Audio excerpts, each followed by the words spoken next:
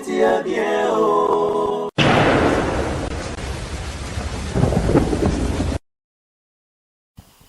Thierry Mumbaya, bonjour.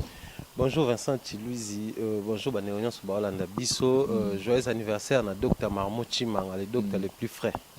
Ah, on appelle les docteurs les plus frais. Ah, Marmo, ça va avoir sexe. Voilà, voilà, ah, les sexologues. Moi, tenais place à Zali, mais sinon, mais Mumbaya pas qui est sur le tribunal. Kasi santé dérangée, santé dérangée, tu vois moi qui attaqué dans ma maladie, hôpital,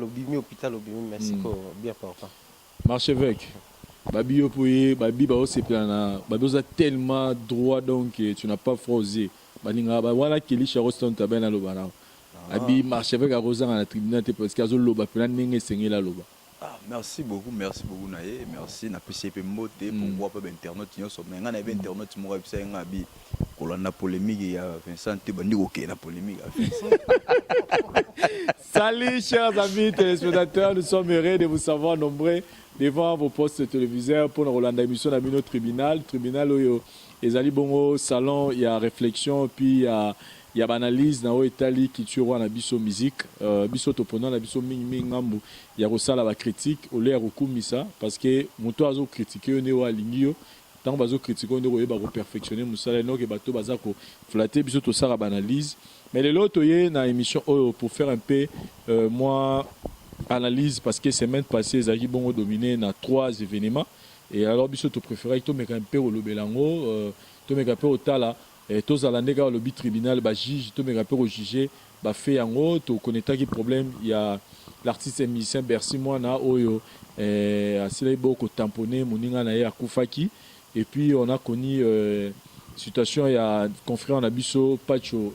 RFI oyo ba betakié mais sinon ba dire il y a papi kakol balinga qui un peu on dirait ba commission qui za yanga muna bango mais ba version comme moi belé nous voulons un peu parler de la relation entre les journalistes et les artistes et musiciens limite za wapi et est-ce que ba action il y a brutalité il y a kobeta eza action oyo ya reprendre tant que ba musicien et puis biso ba journaliste et limite à biso eza wapi na Italie par rapport à biso na artistes et musiciens et puis nous allons conclure avec le live que oyo Kofi Olomide a proposé qui biso live Facebook vous allez essayer un peu d'en parler à longueur large tout au long de cette émission et comme je venais déjà de leur présenter mais les deux intervenants émission lelo ezali bongo Marchevêque puis Thierry Mumbaya mais to banana on a sujet il y a Pacho RFI avec Weranson comme actualité et Zo Simba mais nangai d'abord Thierry Mumbaya to mekape kolobela au Italie aspect à liboso relation entre artistes et musiciens et les journalistes ou chroniqueurs en général ezanini pona yo est-ce que journaliste to chroniqueur a permis de dire de n'importe quoi de dire tout ce qu'il veut na au Italie artistes et musiciens et puis artistes et musiciens en retour est-ce que ça a permis de faire ce qu'il veut na vie à journaliste ou chroniqueur. Merci beaucoup Vincent Chilouzi pour la parole. Moi je crois nako memango to longolong chroniqueur to longolong journaliste to bengo na linga leçon arabien na bengo mopanzi sango. En fait mopanzi sango ça résume ça explique déjà les concepts. En fait biso ba panzi sango toza pona ko panza sango. Si ko biso bato to panza sango to pona moi orientation na biso za la culture to panza ka ba sango ya ba opérateur culturel nyonso musicien disons ba artiste de manière générale ba auto bazo pratiquer art ba auto baza ba opérateur culturel biso to ka ba sango na bango to panzi yango mais en fait na niveau na biso la relation qui doit exister entre nous les ba panzi sango et les artistes izaka ke to ka ba sango na bango to panzi yango c'est nous devons avoir une relation au faut ça vraiment étroite chaque fois il y a sango ko panza ba informer biso bango moko pour biso to panza yango ils ont large diffusion soit pe basali eloko moko biso to jouer information pe to panzi sango wana ils ont large diffusion mais seulement il y a ba moi ba procédé mo faut qu'on respecter parce que moni musa to sala ezana ba artiste ezana biso ba panzi sango na bango to za lié to za soumis na déontologie na éthique moko boyo il faut to respecter alors biso neti boy ba panzi sango na déontologie na biso ba panzi sango to za soumis na traitement donc information nyonso to ko zo eza lié na musa biso to sala ka photo panza il faut to traiter traiter avant de panza. Vous avez aujourd'hui beaucoup de gens, comment on peut s'habiller sur papa chant. On a muta rançon, on a muta papa chéri, on a muta fali, on a muta faire. Pourquoi? Parce que tant que tu as information, tu traites. Bandego balingi, tu peux savoir information, n'engue baron balingeli. Prenons les cas à tribunal, où tu vas n'élou. Chaque fois tu auras information, c'est nous faisons. Par exemple, tu as des artistes qui ont exceller. Tout à l'épée parmi baron, tu as exceller, mais parmi baron, il y a quand même à ça l'exception, l'excellence n'a ok tu peux citer. Aujourd'hui, à exceller, le bien exceller, le bien qu'on a excellé, au commis moutunaï. C'est à ce niveau-là que se posent les problèmes. Deux hommes dans les lobes, et comment on peut artiste souffrir dans traitement de la part des musiciens, ils sont loin, ils ont des musiciens de la part des fans parce que vous savez aujourd'hui dans la foule tête est à la rater. Tête à foule les a leader na bango. Aujourd'hui quand vous venez avec une information du genre que mutu tel la salle qui bonnet biso au tribunal et qu'ils a qui réussite. Il y a fanatique, non fanatique, il y a fanatique, nous sommes supportants à la haute émission dans 6 fanatique, nous sommes à l'autre pour gérer, à développer un numéro par exemple. Nous sommes à qui tient à fingi. Nous sommes à looker information, nous sommes à l'annual inbox, à commélier. Au-delà, le bas qui est là, il a échappé que l'autre. Donc, il y a fanatique à Banning. Bisso par na bisso Zasigoni. S'il faut critiquer les journalistes et les chroniqueurs, moi je vais beaucoup plus critiquer Bisso parce que, au niveau de Bisso, il y a un bateau sous Bazo traiter information. Donc, il y a une information qui a Brit Bongo à qui Kopanza on a n'engagé à monnaie. Au-delà, ils appellent à réaliste dans Moussalate. Aujourd'hui, nous avons une information, par exemple, de Wenge BCBG, par exemple. Et qu'il faut tout le la yango. Et ça, la malamu, tout le bien, ça la net, il y a des missions pour essayer de critiquer, tout critiquer. Mais à côté de la papa chéri net développera, je ne peux pas arriver à aller jusqu'à dire cette vérité. Et pourtant, et l'artiste et les fanatiques, ils ont besoin de cette vérité pour développer en fait Moussala Bassalara, pour améliorer, pour booster peut-être l'artiste et la banque. À la photo, baso reproché, améliorer. Peut-être on a. Mais est-ce que la relation peut comment développer ils ont bloqué Bissou. Si on peut plus loin l'artiste et plutôt chroniqueur, tu as mis à la quête à ma banque. Ça il faut tout reconnaître en gros. Tellement je souhaite, parce que j'ai toujours rêvé de ma vie que faire Ego la boire. Donc là, tout ce que fait Ego la fait des pas trop bien, n'a pas le baronté. Même aux nous n'a pas artiste, n'a pas fan, n'a musique en boca, n'a pas se permettre de le battre. Pourquoi n'est pas le baron qu'on l'aime pas tout ça là bien jusqu'au point qu'il faut reconnaître que l'esprit a flatté côté na biso ba chroniqueur. Donc au point que Azala n'a pas bien leader wana au sepela na ye au kabele mbongo. Et puis au délai à ma banga né au lobika donc non seulement au kabela mo à la quête à voyage. Moi voyage à Angola, moi voyage à moi Côte d'Ivoire, moi Brazza, moi province même au Yomo qui s'offrir les ligues au Kendekuna, mais tellement nous souhaitons à tout prix que ce soit les musiciens de faire voyager biso bongo et au monde les autres souffrir dans le et de la part des musiciens, les musiciens doivent savoir que au-delà de tout ils sont leaders d'opinion, ils peuvent dire des mots, ils peuvent la respecter. Nous avons déploré, bon, prenons les cas, nous avons déploré les comportements où ils vieux Zoro Mabiala, qui est pas à battu à Wenge. On a vu des gens de Wenge. Alors nous avons déploré ces comportements, mais pourquoi ça revient toujours au Wenge? Parce que vous savez aujourd'hui, à un certain niveau, tu commis peut-être nous, anciens fanatiques à Wenge, tu colipé déjà. Mais Wenge doivent comprendre qu'ils ont eu la chance aux fanatiques à niveau tout. Wenge maison mère. Ils ont qui parmi l'orchestre, au-delà de bourgeois, au-delà de bateau mitu et salara, sur côté de la Tchangou, au-delà de l'orchestre 5, Wenge maison mère numéro 1. Tu es bichine populaire, tu es bien battre foule, tu es bien basalara. Sur côté venant dans la même place à Bachege, maison mère à baner ou battre. Alors, il fallait baser la conséquence. Vous voyez que les lois, il faut porter chapeau, il y a un mot peut-être basalité. Aujourd'hui, nous prenons les cas Pacho RFI. Certes, Pacho, les lois qu'on a fait, nous avons dit moment non qui voit boy kaka pas tu RFI moko na bazo na c'est tout ça dit oh inspiré c'est que pas tu na et puis moi si côté ça date déjà de quelques années je me suis dit c'est que ouais rapidement na pas tu il y a une relation 3 ans qui vient na petit ba kutanara et puis surtout que plus loin tu auras qui ça m'a pe ba boila bani tout ça ba tabandu et tout ouais a toujours été souple côté on a ba petit na ya bandu ba masane ya bandu et tout donc pour dire que ils appellent ba makamumi ba loto tiko énuméré wenge musique bazala penza responsable ba fan na bonté na ndenge ni oloba lelo nous savons tous pour musicien to yembi bien a to bini bien mais faut approbation ya ba tuana ya wenge ba sénateur ba député ba parlementaire on to yebiso bazala banani pour okota wera souvent azoba musicien na ba place publique ba concert ba ni donc pour dire qu'il devait être responsable ya ba tuana ko ba ke batoyo Bah là, on a sensibilité na bango muto ko lo ba anga wera na supporter wengo ba to supporter mais bango et RT sensibilité na bango ba ko kende plus loin ti na ko bête donc to déplorer le quoi mais la responsabilité est partagée na pacho na wenge maison mère Marchevêque réaction na yo parce que on doit se le dire c'est que tout le monde a rango na presse ya monde biso toi tout ça que l'autre au monde a bien la presse ya monde ngana yebi au monde a bazo critiquer président de la République des États-Unis. Président des États-Unis, puis non, on a critiqué, on dit tout ce qu'on veut dire, mais tu ne verras jamais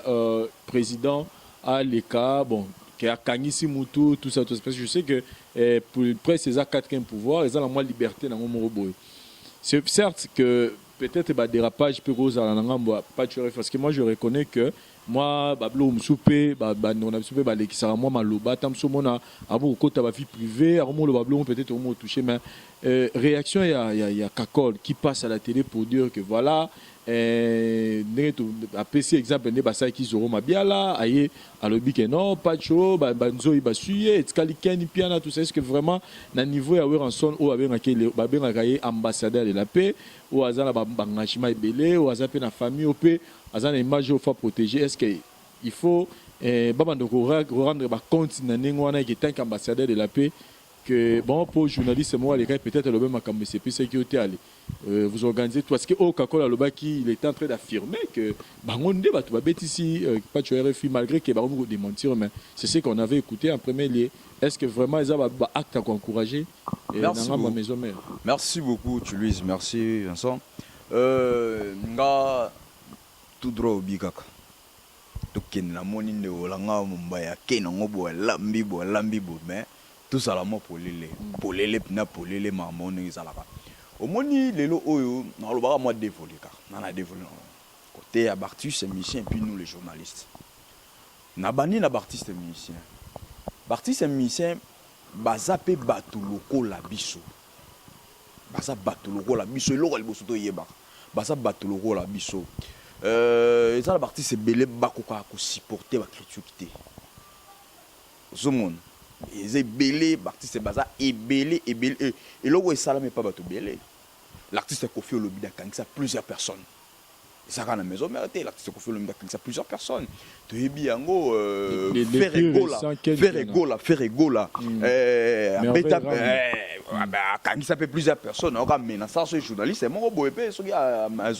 comme ma petit frère na ça interview petit frère na big non gigola mais ça quand même ça ngalo n'importe quoi c'est boebi suite toi na oui Kofi Olomide surtout songi à l'époque Magdabo azwa ba micro ba maître oui bien on va c'est pas qu'on fait zora lo belé ba ba sanction belé tout pour donc c'est-à-dire que er moko baza artiste baza batolo la biso ils ont deux fois er moko ayoki alors bouteille tout chemayo et tonde bandi au sopana et déborder bandi au sopana c'est ça oyo peut-être il faut comprendre le moko artiste tant où ça la critique comme on dit na c'est pas na mutu moko bisinga marche avec pour critiquer papa chéri er moko au pas coller ma foot er moko tombi c'est ça il faut y ba ndenge nini façon ni critiquer mutu il faut y ba yango façon nini mais ceux na zongi côté ya ba journaliste ni ti ba pas RFI na kol baza mutakala na média yego to chena non internet ite aza mutakala oui pas RFI aza mutakala kambo pas RFI abanda musala kala aza doyen na musala oyo mais elo monga na loba na ba RFI ba kolate baso kolate basa na masa na ye ken piana baso kolate lelo oyo na ebita total na Kinshasa lelo oyo tala cha sala ta baladère hein to chaka ba tef na biso Kinshasa leader oyo se respecter so c'est que ken piana yambaye ou bien pas RFI yambaye to wilika yambaye to papimbo yambaye pour faire gagner pas na limite gagner leader mo se respecter au lingaki allez pas RFI qui allez pas ya papimbo pour faire gagner pas mboma pour faire gagner pas wilika yembe pourquoi parce que aux mona que non mutu au journaliste ça na maturité je veux dire ça l'émission aux mona que classe et alliés quand même aux mona que non réflexion ça bien c'est ça aux mona que moi luxe aux mona likamoro ya bien mais Pacho au mona d'abord on a nous émission le yenge oyo kozwa bango na bandeko mosusu bakempiana okotala émission na banet okoyoka soki asimbi kofinga artiste. Je ne sais pas soki eza permis kote nini tosalaka bacritique awa jamais okoyeba na ofinga artiste. Artiste wana un aza na famille na ye, artiste aza na mwasi na ye, aza na bana na ye, aza na bandeko na ye. Ozomona ntango yozofinga ye bongo, ntango yoza koinsulte ye bongo, soki ya supporte yango oza soki ndeko na osupporte yango. Sikoyo nalinga totya tomeka mpe kokadre débat na biso. C'est-à-dire biso mpe tosala tribunal nde tovandi miso tribunal esala yango eza critique. Ce qu'il faut expliquer biso sur à quel niveau critique est comme maman parce que tu critiques à musicien ngaro to batu batanga nga on a critiqué à papa chéri alors na critique à papa chéri te mais sengara JB papa chéri JB pianelo moko abimsara album et lo musu na sengara te yango na pas JB critique voilà ce que critique est comme c'est que biso bene to wana JB piala gena bimisa album c'est que biso non wana eza critique mon na sens moko eza positif tant ozolo bakeno l'artiste papa chéri to yebi azam to alobela mambo œuvre. Papa Chigo zui tant misa œuvre pour te juger tant yo lobi que osa premier na mboka na osa na œuvre sur le terrain osa la critique bien dans le sens positif mais tant yo à quel niveau oui critique tant yo comme yo loba que non oui rançon nenga na orchestre c'est kufa abeta bien té mais le problème c'est quoi le problème est ça y a pas tu refais anime selon ba to maison mais ba proche ya ba yipu yo ba na poto ba lobi pas tu refais à déborder pas tu refais ça la papa charité. So bolandi ba interview mingi pas tu faire comment koloba moi trop bien po et le moment ba fongola ki awa mais fongola ki ngo bien te on nzem dans une information mais boye kolobango abi soko zo luka libango zo luko za la pire petit artiste on zo ling artiste ana considérer yo o komi suro yo ko kota bitumba na concurrent na ye moko boye yo komi ko luka o diminuer concurrent na ye moko po artiste on a alinga yo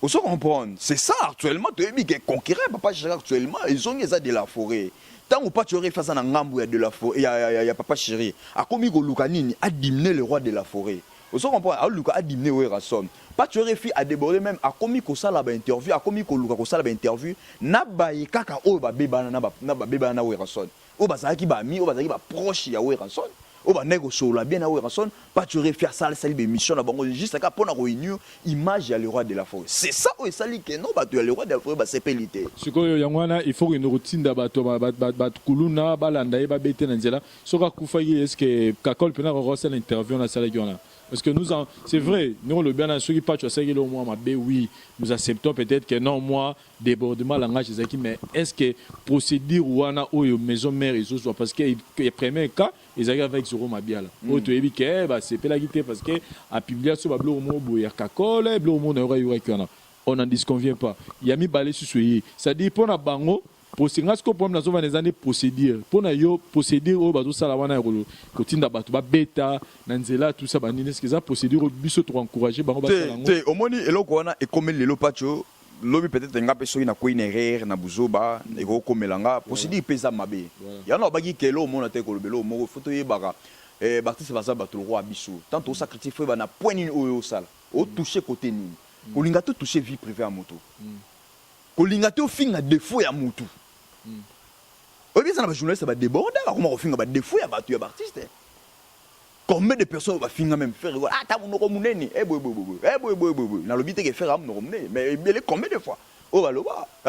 bo finga ba komi ko au monde ngeno a komi ko critiquer pas tu refa déborder kan na c'est ça une interview moko boye voilà voilà chers amis téléspectateurs moi je pense que pour conclure un aspect il y a point autour le baraque que nangambi ya wenge musique à maison mère justice na mboka biso existera ce moment que le camp CP ici binoté moi je me souviens nani le plus récent ils a dit frère nanga Ken Pianana Kofi Olomide Kofi Olomide monné que mamuken Pianana zo bazo ko arranger était akena ina parquet à Kalamo a déposé plainte tant basambi et bimi que Kofi a raison Ken akena gi prison c'est-à-dire le mieux à faire pour na bino eza au sala justice parce que ce gars Kofa qui je pense pas que frère nanga Kakol nanga razo ata au la télévision pas expliquer que banzoyi babomi que pacho RFI donc nous étant que presse toza d'accord la manière où vous procédez. Si vous voyez que la personne a versé l'artiste et musicien, au bilan qui va reverser tina pour l'été ils allaient amener des preuves, va juger. Maintenant ya kokende kosala la justice binomo surtout bozoutiliser bato oyo bozoutiliser bato neti bakulu na wana sont des gens oyo na sakana il est prêt na se nina il est prêt à faire n'importe quoi donc et vie humaine à mutu c'est très important donc to ça ko négligent te po ke ba raison et ko mape tort et nangamba biso ba chroniqueur je peux seulement dire que to yeba kosa musana biso tu es libre le chroniqueur tu es libre de faire des critiques mais limite toi la musala biso na tribunal awa soki ezalaka ton côté de vie privée mais je pense que babiso autant sous à tout moment que dans sambara mais pourquoi parce que tant to sala émission na biso to sukaka na musala ya mutu on va pas entrer que non kutu moi si na yekutu babimaki na mutu boyo kutu yekutu lokolo tenga ma kutu yekuna misu soki boyo kutu yekutu escokaki non c'est limite na musala donc on fait des critiques au état musala et c'est vrai que ce qui est vrai c'est que biso ba congolais trop na moi bolingwana ba toto lingami ba musicien que ceux qui critiquer aux supporter mais au moins nous on se limite à niveau il y a critique na tous critiquer misala na bango et notre de côté la vie privée na bango pour quelque part ne marche avec le bazape batou un mot ça la rapace voilà on a conclu le mot on a conclu le mot on a développé on a vu que et c'est ça na basaka mo moke na artiste surtout na maison mère et le wana ça la mara trop na maison mère na yokapé jeune o asala clip ya jaloux oui jeune on appelle azala taba CP oui beta mapé oui beta mapé toyoka lisolo wana ya on a osengaka ke non le roi de la forêt azamte emmené soki ezaye sur réellement qui ezaye azamte munene maison mère bozamte munene eza okesa munene tant bozo okesa munene boyeba ke non à chaque temps mabanga bozo kaka likolo na yango et vraiment le roi de la forêt azamte munene zala mute munene c'est ça on a ngara ile mo wega yemo yema na nzimo moko j'aime celui qui me critique parce qu'il fait ma publicité ici mon c'est ça yanga ngi musala kolela ngai c'est ça dans le roi de la forêt kolemba publicité wana publicité wana te mais on a rôle pesa na journaliste surtout botika ngai pas tuer fille non nous voulons pas bakola Vincent bakola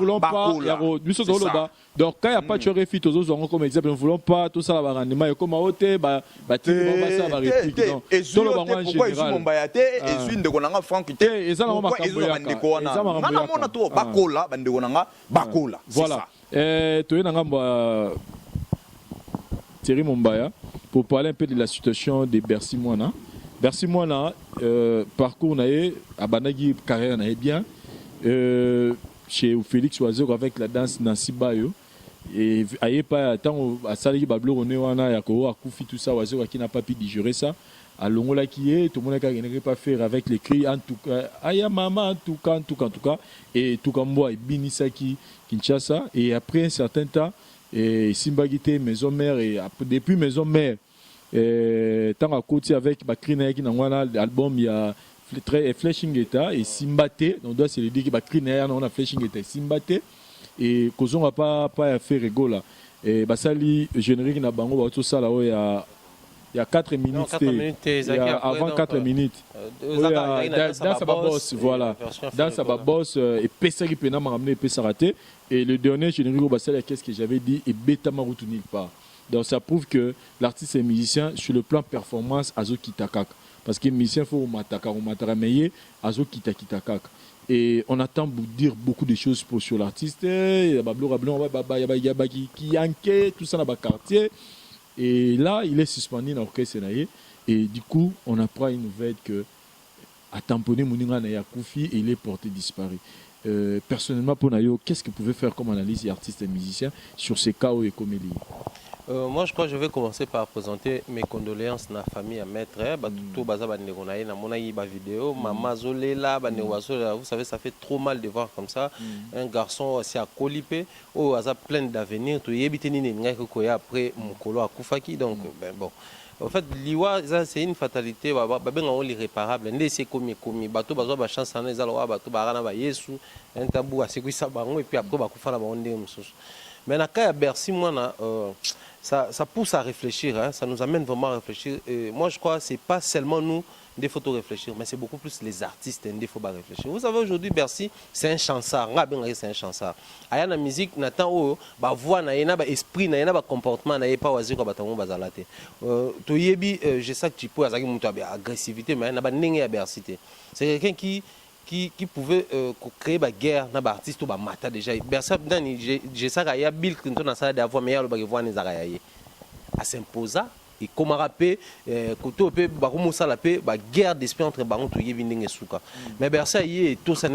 et puis voilà, il pas fait goal et Simba, il pas eu la photo reconnaître même avant générer Simba mais à Ningisaka orchestre, on a un concert au Yebini Leka, DVD à concert on a remis côté quand simplement parce que après Bercy a boire comme même frère Nabiso l'Obeso bazala négligé à cause de Bercy. Donc ça prouve que Bercy c'est un chansard. Et puis il a quelque chose dans Katinaï. Mais seulement, et l'autre entourage d'artistes, il est entouré de banane.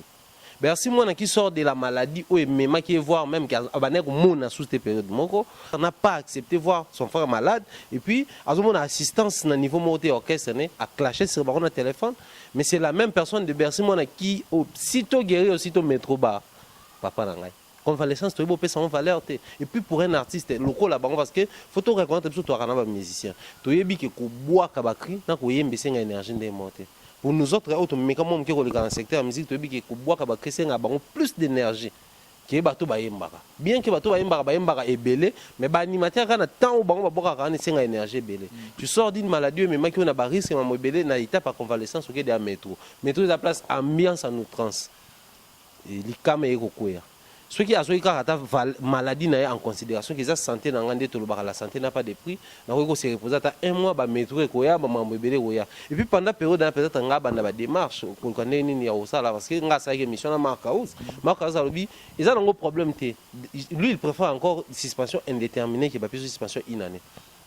Tout révocation parce que l'orchestre n'a pas révoqué Chiquito quand même orchestre mais il y a une suspension indéterminée. Qu'est-ce qu'il devait faire? Il y a des démarches ça il a fallu à la lettre, il y a des recours et puis il y a malam ils ont voix na été donc il peut justifier on est d'accord digérer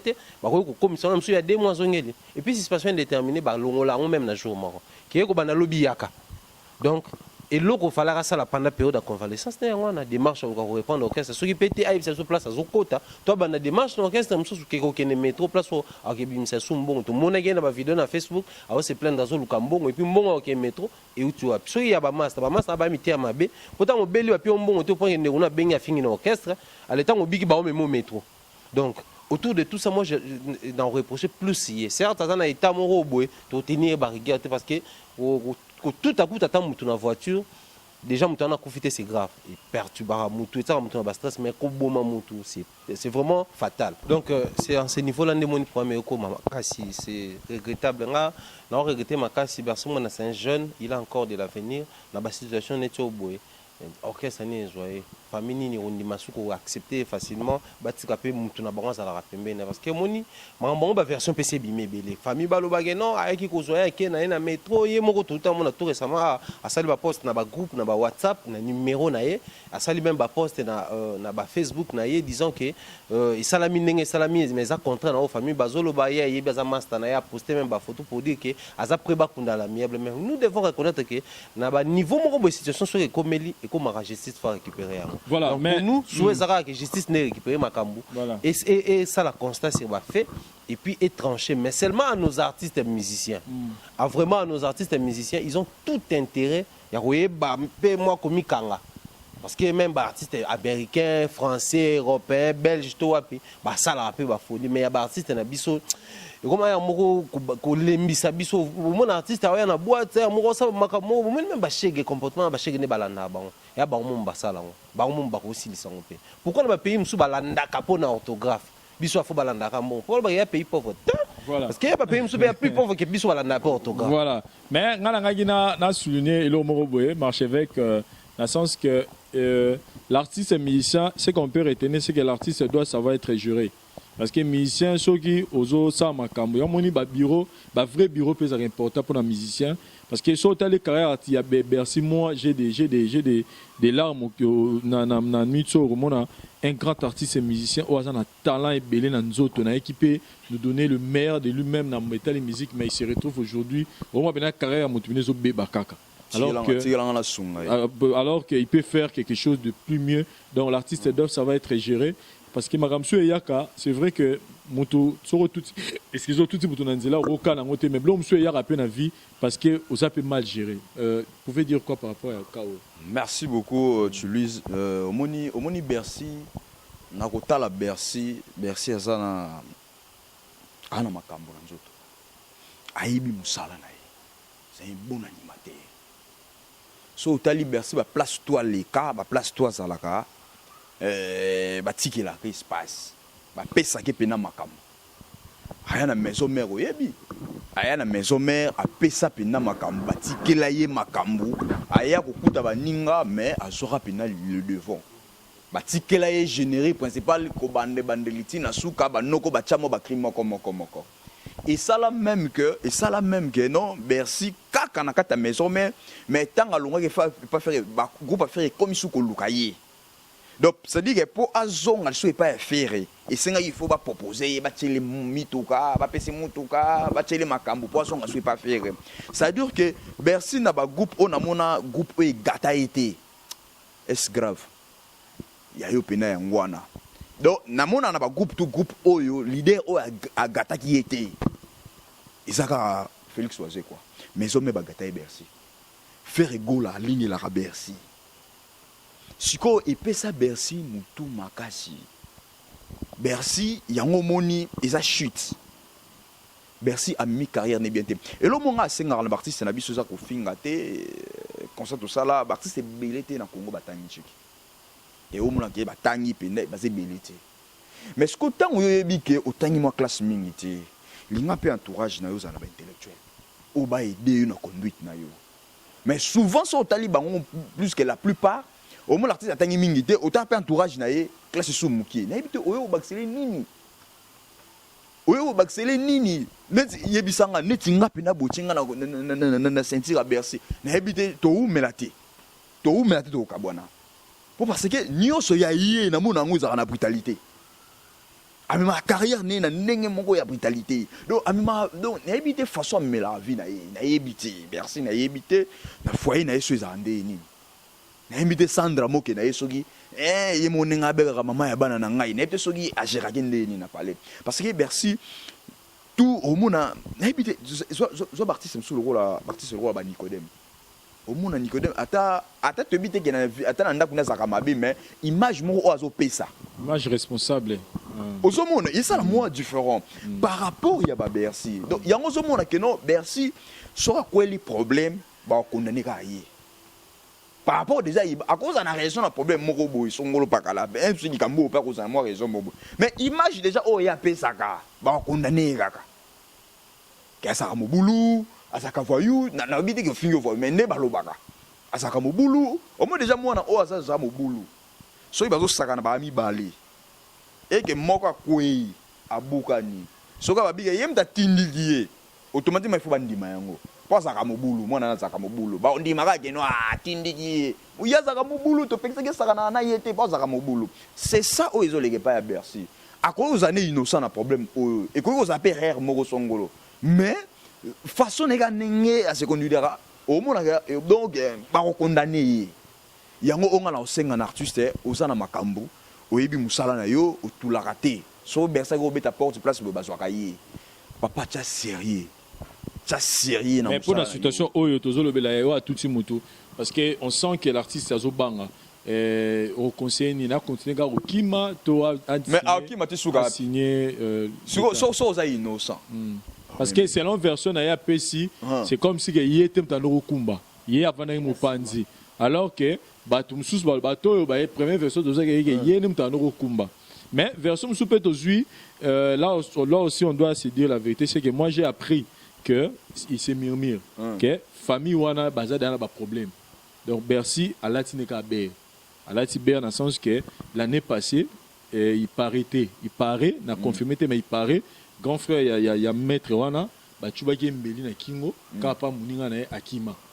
mususu grand frère ne mususu pe kana Angola bachubaki mbeli moko na kingo na libumu akimuta ka baninga na bangu ninga na ye de grand frère liboso muta chubeka muninga na ye ya mibale po achubi mbeli ya kingo na libumu akuba kufa ngo nyonso siko yepe bachubi yepa kufi kaka na même muninga pe kaka mutu a tamponné donc c'est comme si pe famille so tel même na émission oyo na salaki il y a même quelqu'un qui a commenté que ah famille op bazokufela trop hein? Donc c'est comme si c'est vrai que makambo yaka nango mais il faut yeba pe que personne n'irait pas net aussi ba rimer on n'irait pas la latinega bere c'est bon au moins yango mona zolo belo mo awa na lobi ke okozala na yo peso na problème te mais kaka façon nango se comportaka ba condamner yo condamné au cause nous a innocent mais condamné quand on se comporte donc Bercy peut pas changer oui a changé façon naïe hein donc façon à revivre dans la société aïe ba ningini ni muto asalaka asa déjà responsable pardon à boire à moi si naïe Sandra Mo que c'est-à-dire qu'elle a marié c'est-à-dire asa na bana asa la papa mais ce qui peut asa innocent tribunal la biso a eza pour na ba artiste kasi a se présenter na tribunal a prouvé innocence na ye pour ceux qui azo mona te mais tout n'est pas ta yo problème mo isolé ka sérieux mais kende parce que o e katara mambo za l'état nzamba même je za loba yango abiya za ligolo mais l'état n'est na c'est l'état n'est na c'est en tout cas nous personnellement ngala loba ngo même que za na des animateurs au ngala loba non na mo ba kala bango te premier animateur c'est Bill Clinton ça dit ngala ba pena donc Bill Gapo ba makambo za souté mais tu vois la mystique l'animation la mystique et deuxième mouton ngala c'est plus là na mola blanc non moi mbalo la mystique za Bercy mona kanelo wana ka ya nasibayo façon ça azo nous accompagner nani anima Eclipse ban nuance wala non hôtel bino bi mais non tanga ye super ferré bilo na ale mama tout ça dit hôtel bino bon habiter a opena za animateur na mona ke Bill asangisa ba animateur o baza katina ana agressivité ya Bill na podium chanta missionnaire moko mona musique chanta moko musique Céléo donc et moi musique Brigadon c'est un animateur très talentueux moi j'ai des larmes aux yeux en tout cas artiste en tout cas s'il y a des gens qui parlent bien avec Bercy et ceux qui peuvent Bercy pour battre comment venons bâtir Michel Tane en tout cas les liens Bercy en tout cas tu as pour ça na yopo pour ça la charge de la musique à Congo alors essayez un peu de recadrer votre façon d'être parce que yomozo ma kamnezo qui kama be au banagi bien banagi na flèche maman ma kamnezo qui nega mabado essayez un peu de revoir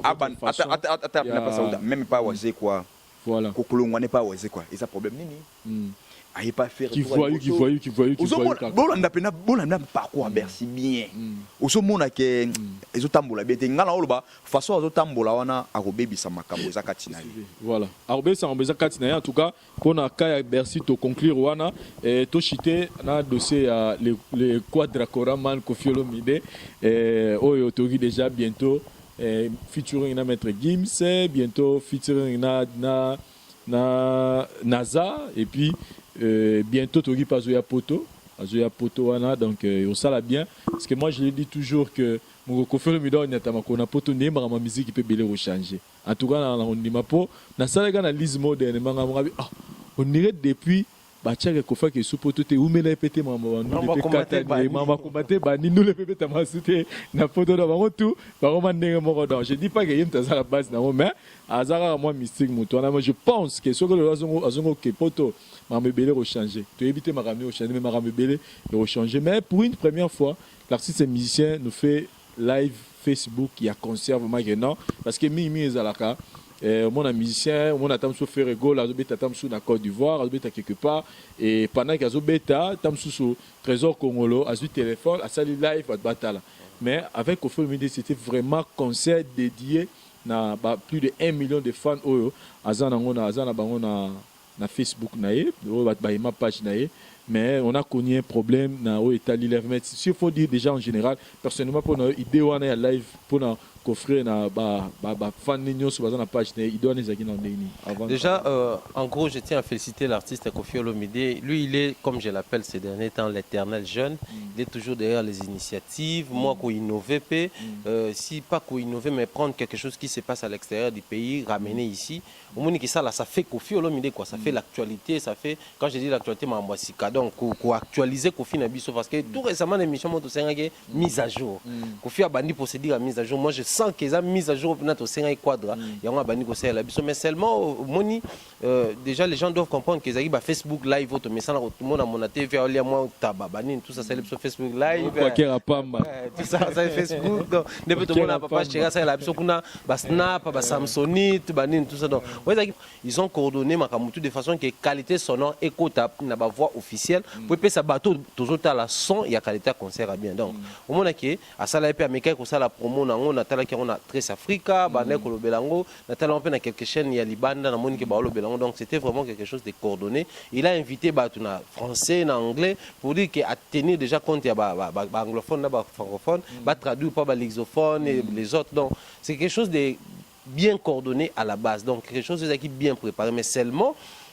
chez nous, les mal, c'est quoi? En fait, les gens ne prennent pas certaines choses au sérieux. Déjà, Koffi Olomide devait savoir que le concert en a ton pour na bisoté. Parce que bisoté, il y a des concerts, surtout raté total en dimanche dans l'émission. Na kin le chaîne presque tout dans l'émission, néanmoins, il y a dimanche, il y a la même heure. Zappé ba chaîne au coup ta concert à Koffi Olomide Zara tout le monde il y a concert na Fali pour pas combien total il y a biso bato tout total là. Et puis aujourd'hui nous qui œuvrons dans la presse nous avons toutes les possibilités au même concert betamaki awa ko disposer en pour na bandeko ba rater pour na bandeko pe ba libanda batala quand il y a concert na bango auto cholo bela wana. Donc Koffi devait tenir compte que dans ça la live oyo bato ba rozwanga en relais direct. Donc je dois déjà assurer côté technique la qualité sonore, puis m'assurer la qualité, il y a connexion, on a besoin de la fiable. Parce qu'ici au Congo, nous avons un sérieux problème, il y a connexion Internet. On a un sérieux problème. Surtout quand on a calculé la bande passante, les autres on a tout ça, ils ont vraiment écarté la connexion, il y a machine, il y a 10 machines, 10 ordinateurs, c'est photo le babon. Donc, Koffi Olomide, sa coordination devait tenir compte des paramètres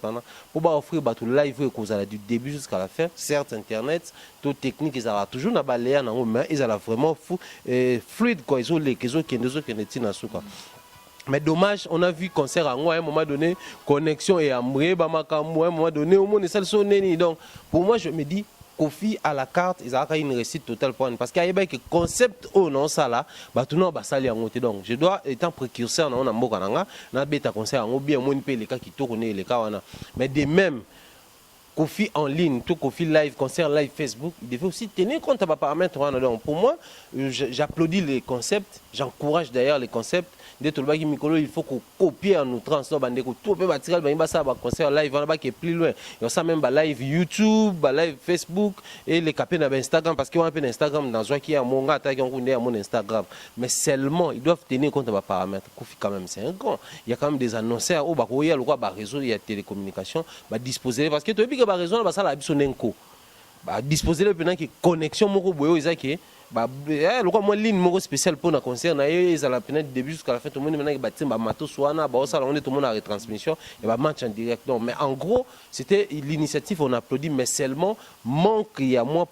trop bien on manque à professionnalisme parce que prise à conscience c'est ça pas artiste ça me dire que ce que j'ai fait c'est grand on me suit partout dans le monde entier parce que quelqu'un qui dispose d'un concert en ligne sur YouTube et vous allez moins suivi que sur Facebook parce que tout le monde peut se connecter na Facebook atelier il suffit qu'on a payé à moi connexion bien pour biso à tout à l'heure on a ba connexion ba mi tout passe bon on a que nous on a Kenya place bozalaki au monde qui va regarder la connexion bien ba pays musu pays Libana mboka. Donc pour dire moi j'encourage mais Koffi Olomide à un moment donné il doit se ressaisir à non ça là c'est quand même tous à un point de presse na ya lobani monde bo vendre partout bokendaka tabaloba que les Congo de Koffi Olomide on so boye baraté ezalaka ngai. Donc Koffi doit aussi prendre conscience que Koffi Olomide on ezalaka yé. Il n'a plus droit à Berrer, il y a Miki qui les réduit en miettes pendant qu'il fallait que tout va du début jusqu'à la fin toujours et puis chaque autre qui boy, que tu es les gars ça a plaisir. Donc pour moi pour nanga mona ko Kofi a yemo ka soka au sérieux te lokando ça et pourtant collection on a ba trace Africa collection on va place c'était quelque chose qui devait prendre au sérieux donc voilà. Prochainement ba ça biso sous ba jewana te pour nanga ya ba je voilà. Marche avec une très bonne initiative Kofi Olomide à Zolagi Bicho. Moi j'ai loué ça, je dis bon et ça peut une façon de remercier ba fan o ba lingaye depuis bana musique naé. Il y a des gens, il y a des papas, il y a des mamans, il y a des jeunes garçons, il y a des enfants. Oh, il y a la génération de là 16, 17 ans, 15 ans, on peut bazar mourir à Kofi ba ima page naé. Kofi Olomide où ça fait un bout de temps qu'il n'a supporté déjà presque 10 ans.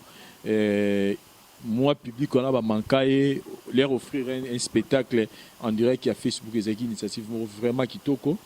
Malgré que personnellement, pour la monnaie, route à l'objet de trace, mais pour la et ça, il peut l'été parce que déjà, la côte malgré connexion à Guimabé, mais j'avais pas vu du monde parce que Kofi Olomide page il y a 1 million et quelques personnes baïmango. Mais déjà, dans le live, il y a bon déjà locaux sur les équipes bien préparées. Déjà, on devait trouver du monde. Pour moi, on devait trouver au moins déjà 50 000 personnes au bazar.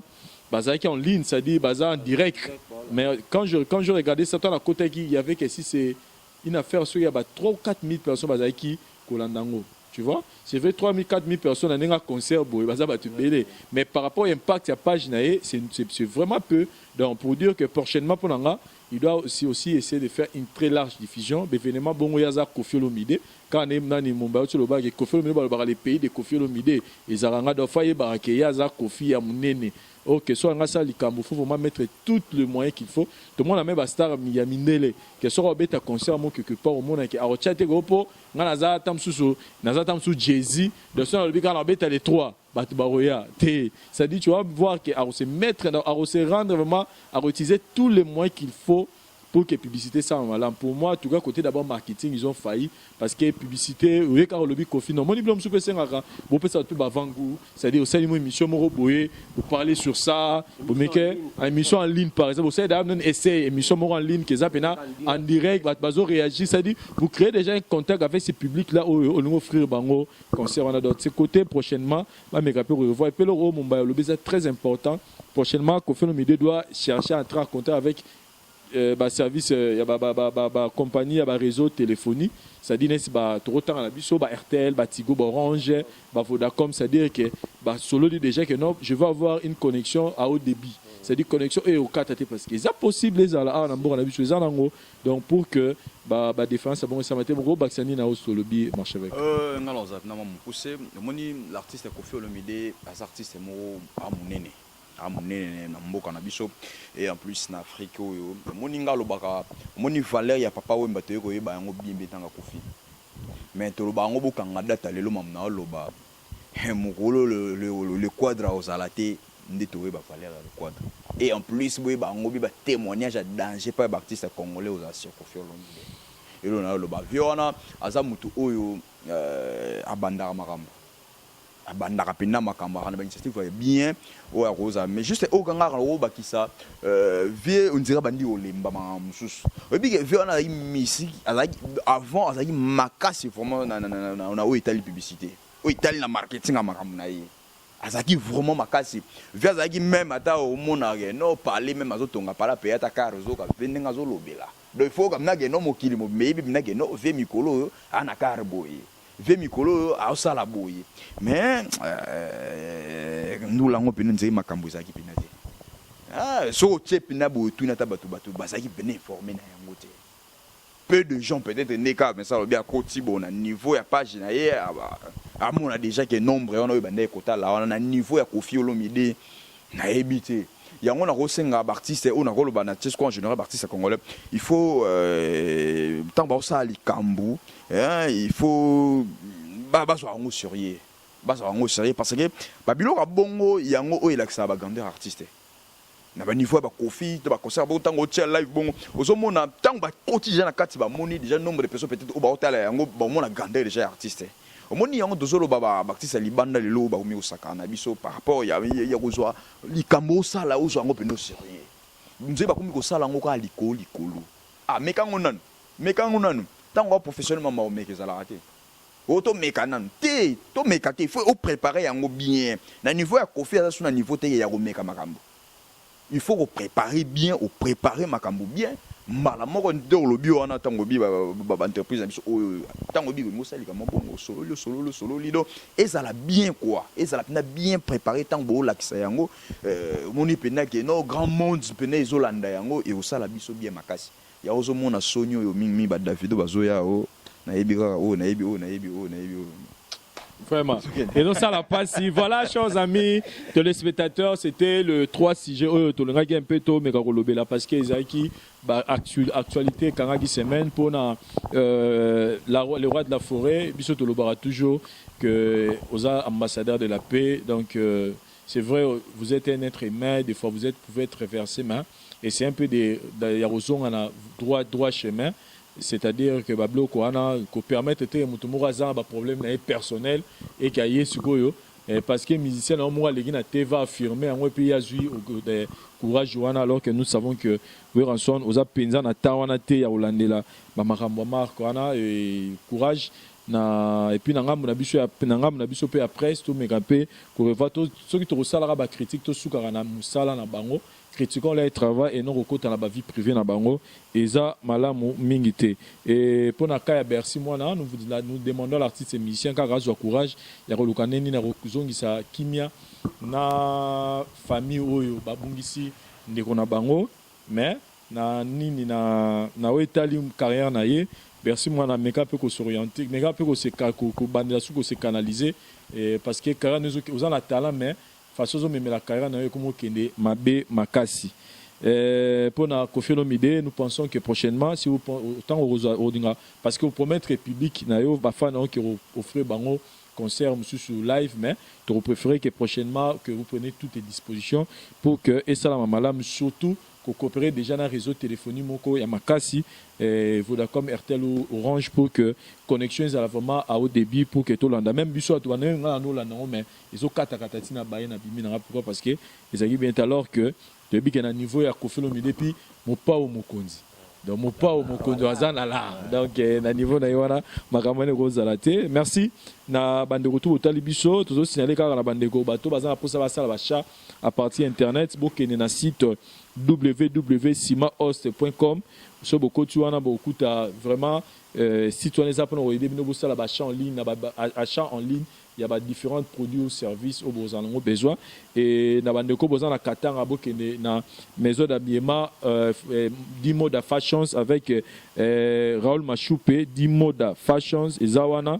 na Kambo Verroué numéro 80 bokene wana na Lubumbashi donc maison d'habillement Zara Moko et puis merci na mon vieux Willy Moucheni le véritable code d'Amboka merci na président Adonis Ngambani merci na Julie Kitima merci na Coco Mitz merci na Cheveri Muzango merci na Rafa Itwa mon frère na François na merci na Herman Ngouma les jeunes millionnaires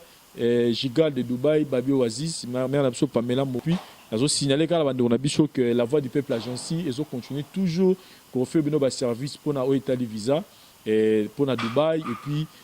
pour la orientation dans ndeko ayo somba biloko na Dubaï to orienter pour somba biloko na prix bien transport ezali wana et puis transport ça dit aux accompagner na congolais ou resunga yo pour ça la bacha et puis management na muto nga ça la business na ye azana moi 10 000 na ye moi 5 000 na ye moi 15 ou 20 000 dollars vous en a poso somba au banda business na Dubaï on va vous orienter pour bande ko vous ba chantier na Kinshasa a aux besoin somba biloko ya kinkeleri na prix bien. Vous pouvez toujours nous contacter, la voix du peuple est tous là pour nous recevoir avec Winner Star Cargo, avec M. Kadi Mamou Kendi, 45 jours Dubaï Kinshasa Bilono et Koma Awa en bonne et forme. Sinon, Thierry Mombaya, un mot par rapport à l'analyse de la république et dédicace, au législatif pas à marcher avec. Merci beaucoup Vincent Tuus déjà pour l'invitation. Le grand merci également à Bande Retour, Bande Tenir compagnie. Moi, convalescence César mais tout ça déjà on a des retours. Moi je vais simplement dire aux artistes et musiciens quelque temps il faut qu'on se ressaisir et puis qu'on tala qu'on ça nous bilan ya mambozo ça là on a beaucoup plus. Je m'adresse à l'artiste de Bercy, il faut se ressaisir maintenant tant vu que moi makambo ezali je demanderai simplement na bato ba yebi que Bercy ayo karabango ba za la pembe nae ba orienter et si possible ba lu quand même mettre avocat moro côté na marambo base la té famille on est porté plein de situations l'état zoa parce que tu es que nini l'état a zoa ka makambo susu ye moko po a juger yango qui est comment ba influencer qui parce que tu es que le artiste ba ba problème mais comment ba toi quand on ba influencer peut comment boiter il est grand temps associez-vous na avocat moko bolande na makambo je crois que le cas dans la paix parce que déjà ne biso to le bar le vin est tiré il faut à tout prix les boire donc buvez les vins en question et je crois que prochainement tous aura ba maïle s'occuper justice à ça musala na ye atotika sala yango du reste biso pe artiste mususu totikali tous wa maïle to baneni donc je crois que ça la biso bien mais en ce qui concerne Koffi Olomide coup de chapeau par rapport à l'initiative coup de chapeau par rapport à Nengo Memel Marambango je trouve ça ligue battu belé plaisir parce que moi quand même j'ai eu des réactions à bateau inbox concernant les concerts pour tout le belapé du reste il y a un mingi momke ko épingler quelque pour moi je vais dire un grand merci na ba abonné nyonso ya awa on va se continuer pe courager biso de l'autre côté pour ba s'abonner je vais dire un grand merci au bateau bozo soutenir biso le président Adonis Kambani Julie Kitima Prince Orilael, les bébés stars, également salutations à toute la famille Ngambani, les boss Jacques Sobanouka depuis les États-Unis, big dédicace également à Bob Bossé, l'homme selon le cœur de Dieu, salutations à mon mentor Jean-Claude Longangue, l'homme de 50 ans, Maman Rose Faliala, toute la famille Longangue, Sixeka Songondika, pourquoi pas, donc Dr Marmo Chimanga, les sexologues les plus frais, salutations et bon anniversaire pour toujours continuer à fêter anniversaire Nayo, également salutations à tout au bazar à Katia Dubaï, je vois Gigal de Dubaï, Babi Oasis, président Kadima, Herman Ngumba, donc tout bazar côté qu'on a levé Rami à Missi, donc salutations à Bango, également salutations à tout au bazar Tabiso Maboko, Bipa Yon Sotozo donc on est des cœurs avec Bango, mes condoléances également, na Bandeko tout bazar éprouvé, je vois mon réalisateur Trésor Mouté, mes condoléances également, na Baptiste Batanga, Bachigol, toute la famille Batouvri, dit donc tout ça des cœurs Nabino, pour la perte, il y a frère Nabiso Atigari Biso, donc merci Vincent Chiluiz. Voilà, Marchevêque. Merci beaucoup, na ba internautes tout ba disposera ton na bango pour na Rolanda Biso nde tolobara ke no batika misana on batiki likamba osala pour otala Biso en tout cas merci Nabino vraiment on ngana ko lo ba momuke na ko senga kaka na Biso ba journaliste to mekempe ko kola e ozala malamu mingi biso ba journaliste to meka ko kola e ozala malamu to tika vraiment mingi kozalaka ba malanda ya ba artiste vraiment to kotaka te na ba rankini ya ba artiste baza ebele au mon artiste oza wana au coopérer bien na o le rôle be banana wana donc yo peut automatiquement au commis contre artiste wana et ça mabe makasi donc tika bango na bango babuna bango na bango biso to sa musala na biso to kola et puis na artiste boza amité amnene ta bo ba star boy ba ke non Michael Jackson appelle ça bino par exemple Michael Jackson ba finga na ba façon nyonso ba lobele na ba façon nyonso to ka te place Michael Jackson no abundaki o non en tout cas besoin vraiment makambo ya malamu merci zalara mutu zala monsieur zala responsable et ça la bien na carrière na yo en tout cas carrière no ekene bien na musala ozana yango merci na le grand pao toujours c'est bien grand pao makambo ça la wana mamba pas sinde to ba mambo wana zala vraiment les sources professionnels et ça la biso bien na makambo oyo ozo sala pourquoi pas penser à Yemoko Rizibula Matiti Rizi Nanga Bandeko Rizibula Matiti le tenant du titre le premier de l'école ennemi de la galère na pesio mbote place aux aya lingana bengi Rizi Bula merci ça n'ingata na ba Rizi Bula fait ça c'est quand mais le c'est qui pourquoi pas penser na Aigle de Paris Junior Pongo moi na mobali ya taille na Paris on a pêché au moté pourquoi pas penser encore na maman Séraphine Dembo la femme de distinction moi si ya Bokeseni et toi là-bas maman Séraphine Kitoko Séraphine ba beauté ça Séraphine Dembo ya na Bruxelles moi na ya bandali antiri ya solo na pêché au moté pourquoi pas mikolo na mutu na mazo lingangai le vrai centrafricain o azo linganga makasi mais c'est Freddy Douane ni doté na pêché au moté na Paris on a le seul centrafricain o ayebi histoire ya Wenge plus que Weranson plus que Jibin Piana plus que Didier Marcel azem premier collègue na PC Mbote monsieur Freddy Douanine doté na PC Mbote depuis Paris le centrafricain merci beaucoup na tout le monde merci beaucoup na Mombaya pourquoi pas Vincent Chiluiz Makambo nazokota na polémique na été répondre. Merci vraiment. Voilà, chers amis téléspectateurs, tout est bien qui finit bien. Voilà, Tomeka ko ramasser l'actualité à semaine pour me rappeler qu'on peut sa point de vue Nabiso. Merci na parole c'est ça au caméraman assuré, au Asireleb Sobilili, merci na Kelly Charleston, la Suzanne à Canada et puis merci na bande retour, na Bosente Chombele Mutu, bonne guérison mon frère Place aux Ali et puis na bande retour Botali, tout le monde a prochainement à différents shows Nabiso. Merci, bye.